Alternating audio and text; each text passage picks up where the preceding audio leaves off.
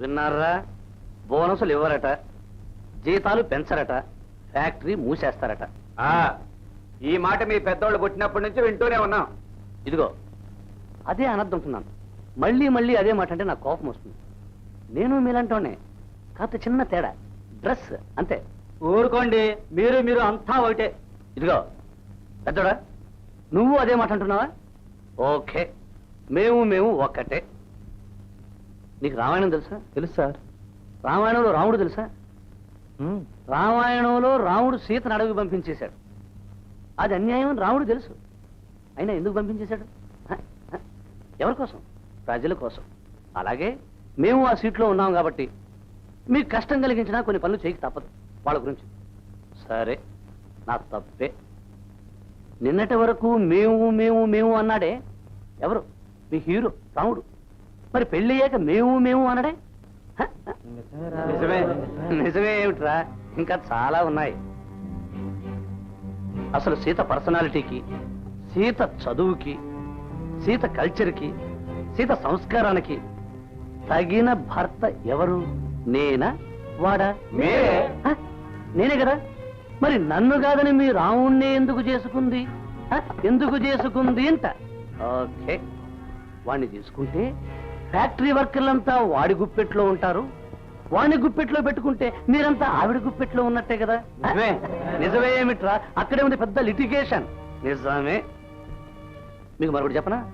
మొన్న మీరంతా కలిసి ఆవిడ దగ్గరికి వెళ్ళారు కదా. అసలు దేని గురించి మాట్లాడారు? బోనసుల గురించి మాట్లాడాం. కాదు, ఇంకోటి బాగా ఆలోచించు.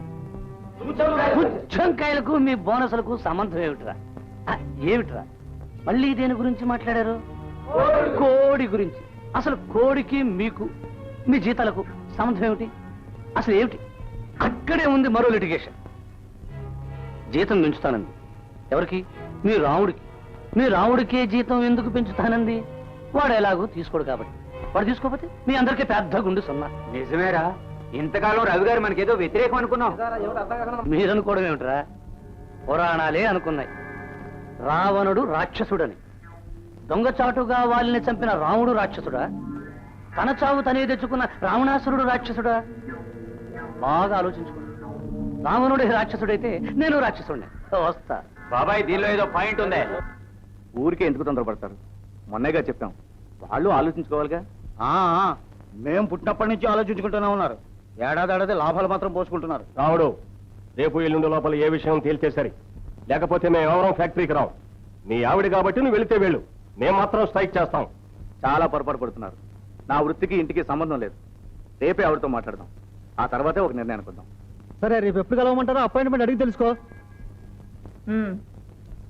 చెప్పండి, మమ్మల్ని ఏం చేయమంటారు? మీరేం చేస్తానంటారు? మిమ్మల్ని చేయమంటున్నది మేము ఎప్పటి నుంచో అడుగుతున్న బోనసులు. మేం చేయాలనుకుంటున్నది మీ నిర్ణయం విన్న తర్వాత చెప్తాం. ఓకే, ప్రస్తుతం మీకు బోనస్లు ఇవ్వడం కుదరదు. ఎందుకని? ఈ సంవత్సరం ఫ్యాక్టరీ నష్టంలో ఉంది. నష్టమా? అవును. చెప్పండి ఆడిటర్ గారు. అవునయ్యా, ఈ సంవత్సరం మన ఫ్యాక్టరీ కొన్ని లక్షల నష్టం వచ్చింది. వచ్చిన డబ్బు వచ్చినట్టు మేనేజ్మెంట్ తినేస్తే లాభాలు ఎక్కడ కనబడతాయి? ఏమైతేనే నష్టం వచ్చిందా లేదా? మా వాళ్ళు రాలేదుగా. ఎవరి వల్ల వచ్చినా నష్టం నష్టమేగా. మీ లెక్క ప్రకారం ఈ సంవత్సరం నష్టం వచ్చినా అంతకు ముందు సంవత్సరం లాభాలు వచ్చాయిగా. ఆ బోనసులు ఇవ్వండి. ఆ వచ్చిన లాభాలన్నీ ఈ సంవత్సరం వచ్చిన నష్టంలో సరిపోయింది. ఈ లెక్కలన్నీ ఇన్కమ్ ట్యాక్స్ వాళ్ళకి చెప్పండి, బాగుంటుంది. ఆ లెక్కల ప్రకారమే మీకు బోనస్లు వస్తాయి. ఇంతకు మీకు లాభాలు రావటం లేదు, మాకు బోనస్లు ఇవ్వాలంటారు, అంతేగా? నిజం కూడా అంతేగా. అబద్ధం. బోనసులు ఇవ్వాల్సి వస్తుందని ఎగ్గొట్టడానికి మీరు చూపిస్తున్న తప్పుడు లెక్కలు ఇవి. Shut up. 10 మందిలో కూర్చున్నప్పుడు మర్యాదగా మాట్లాడడం నేర్చుకోండి. తప్పుడు లెక్కలు చూపించాల్సిన కర్మ మాకు పట్టలేదు. మేడం, ఆవేశపడుతున్నారు. ఫ్యాక్టరీలో ఏడాదికి ఉత్పత్తి పెరుగుతుంది, మార్కెట్లో మన ప్రోడక్ట్ డిమాండ్ పెరుగుతుంది. ఆఫ్ కోర్స్, దాంతో పాటు ఖర్చులు కూడా పెరుగుతున్నాయి.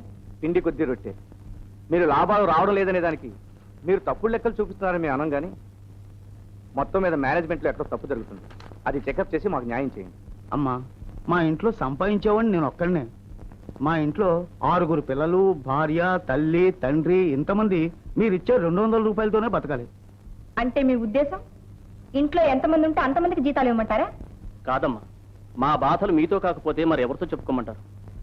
మీ పనికి మేం జీతాలు ఇవ్వగలం కానీ మీ బాధలకు మేం జీతాలు ఇవ్వలేం.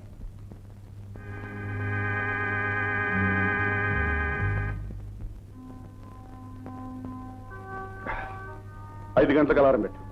ఏమండి నీ కోడల ఫ్యాక్టరీలో నీ కొడుకు స్ట్రైక్, నా బందోబస్తు. అందుకనే 5 గంటలకు లేవాలి.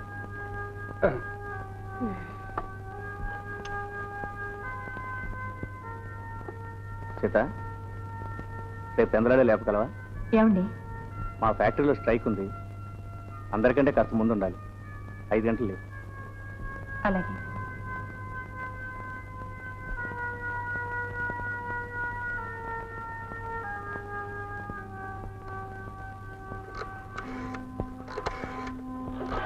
Morning alarm please.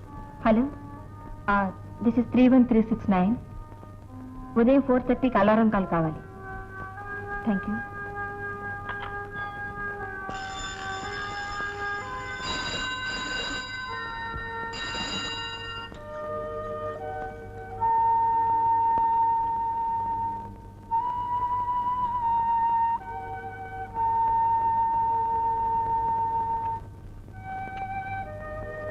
ఏమండి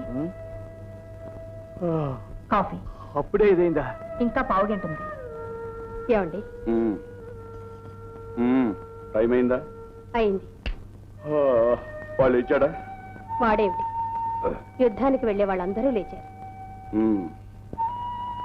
చూడండి, వర్కర్స్ అవసరాలకి యజమాని స్వార్థానికి మధ్యలో బలైపోయేది కార్మిక నాయకుడు. కార్మిక నాయకుడిగా మీ బాధ్యత నిర్వహించే ముందు ఇంటి దగ్గర మీకు భార్య కూడా ఉందని గుర్తుపెట్టుకోండి. ఏమండి, అక్కడ ఏదైనా చిన్న చిన్న గొడవలు జరిగితే చూసి చూడట్టు వదిలేయండి. అంతేనా? ఇలాంటి బోడి సలహాలు ఇంకెప్పుడే వెళ్ళు.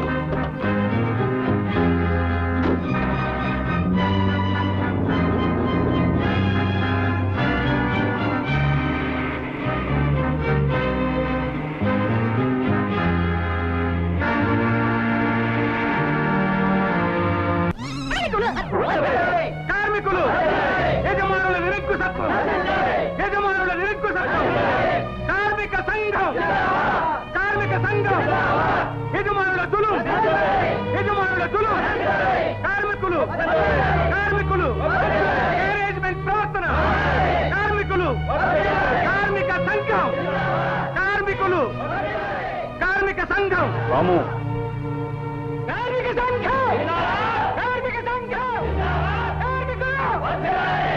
చూడండి, మీరు సమ్మె చేయాల్సిందే ఇక్కడ కాదు, బయట. సార్, నిజం చెప్పాల్సి వస్తే ఇది సమ్మె కాదు. మా అయిష్టాన్ని ప్రకటించడం, మా కోరికలు చెప్పుకోవడం.